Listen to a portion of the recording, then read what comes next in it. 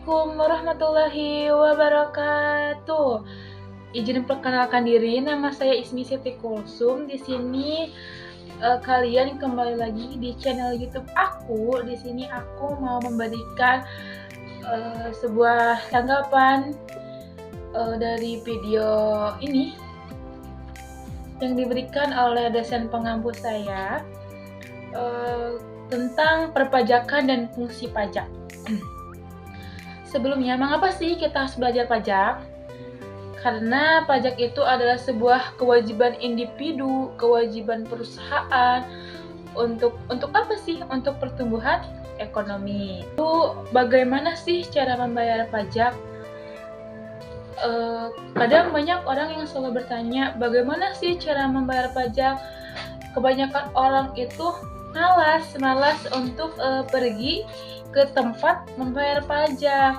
Tapi tenang, sekarang karena sudah di era digital, kita bisa membayar pajak dengan secara tiduran, secara main HP, secara duduk, nggak kepanasan, nggak kehujanan. Dengan caranya gimana sih? Caranya kalian tinggal buka Google, lalu kalian dicari bagaimana cara membayar pajak online. Nah, di situ kalian bisa membayar pajak kalian di HP secara online. Jadi tidak ada alasan untuk malas membayar pajak dengan alibi panas, jauh, hujan, nanti kehujanan dan kepanasan.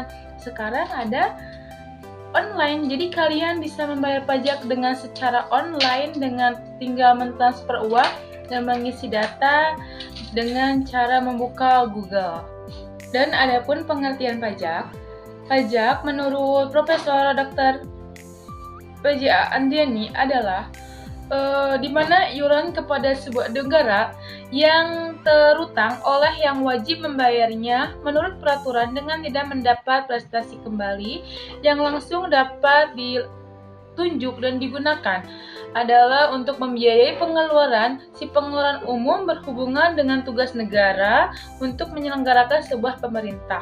Dan adapun pengertian pajak menurut MRDR NJ Peidman, yaitu pajak adalah sebuah prestasi yang dilaksanakan oleh si terutang kepada si pengusaha, di mana tanpa adanya kontraprestasi dan semata-mata digunakan untuk menutup pengeluaran umum. Pajak menurut Profesor Dr. Rahmat Soemetro SH, yaitu sebuah iuran rakyat kepada kas negara berdasarkan undang-undang dengan tidak mendapat jasa timbal yang langsung dapat ditunjukkan yang digunakan untuk membayar semua pengeluaran umum. Dan adapun untuk definisi pajak yaitu dipungut sesuai undang-undang, di mana perpajakan ini sudah ditentukan dalam Undang-Undang Pasal 28 Ayat 1 dan Ayat 7, di mana Pasal 28 Ayat 1 ini menerangkan bahwa wajib pajak orang pribadi yang melakukan kegiatan usaha atau pekerjaan bebas dan wajib pajak badan di Indonesia wajib menyelenggarakan pembukuan. Dan yang kedua yaitu tentang Pasal 28 Ayat 7 yang menerangkan bahwa pembukuan sekurang-kurangnya terdiri atas catatan mengenai harta, kewajiban, modal, penghasilan, dan biaya, serta penjualan dan pembelian sehingga dapat dihitung besarnya pajak yang terutang. Selanjutnya yaitu dipungut negara baik pusat maupun daerah, di mana sebuah rakyat atau masyarakat yang tinggal di satu negara ini wajib untuk membayar pajak. Mau itu baik dia itu seorang pemerintah negara atau pemerintah pusat ataupun sekalipun pemerintah daerah, mereka wajib untuk membayar pajak karena pajak ini adalah kewajiban masyarakat yang tinggal di negara tersebut. Dan selanjutnya yaitu diperuntukkan pengeluaran pemerintah atau public investment. Dan selanjutnya yaitu mempunyai tujuan lain atau reguler. Selanjutnya ada perbedaan pajak, yaitu tentang retribusi. Apa itu sih retribusi itu apa?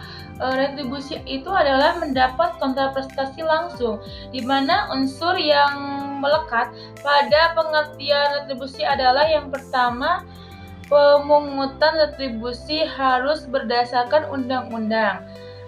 Mau bagaimanapun tentang perpajakan itu, tentang retribusi, tentang kontraprestasi langsung maupun tidak langsung itu bersangkutan dengan undang-undang. Dan yang kedua, sifat ini pemungutannya dapat dipaksakan ya, dapat dipaksa. Dan yang selanjutnya pemungutan ini dilakukan oleh negara. Dan suatu perpajakan atau retribusi perbedaan pajak ini diatur oleh undang-undang dan dilakukan pemungutannya oleh negara. Dan selanjutnya yaitu digunakan untuk mengeluarkan bagi masyarakat umum.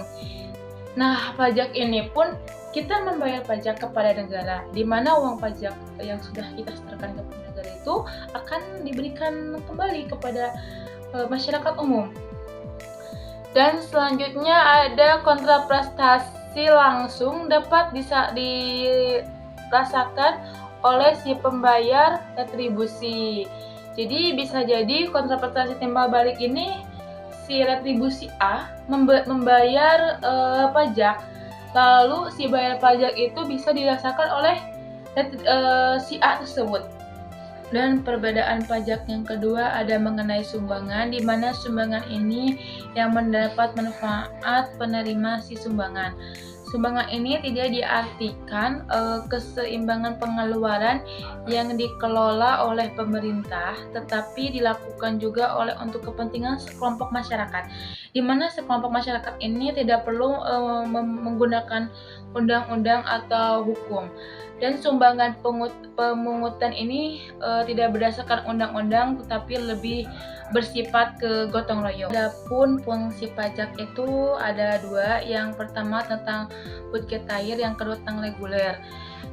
Budgetair adalah sumber penerimaan utama, di mana contohnya itu seperti lapangan kerja, usaha, dan lain-lain. Dan reguler itu adalah sebuah PPNBM atau PPH, perusahaan pengusaha kecil, atau si perusahaan ini lebih mempunyai perusahaan yang rendah, atau seperti PPNBM-nya yaitu minuman keras. Saya akan menyimpulkan kesimpulan kali ini tentang perpajakan, di mana pajak adalah sebuah iuran yang dibayar dari masyarakat kepada negara, dan pajak ini adalah sebuah kontribusi kita terhadap negara, di mana uang ini akan dimanfaatkan untuk intaris yang akan diberikan kepada kita melalui menteri-menteri pendidikan, yang dimana uang perpajakan ini akan sangat bermanfaat, akan diberikan kepada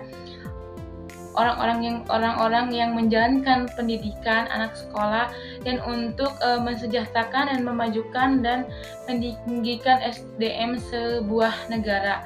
Oke, sekian tanggapan yang dapat saya sampaikan.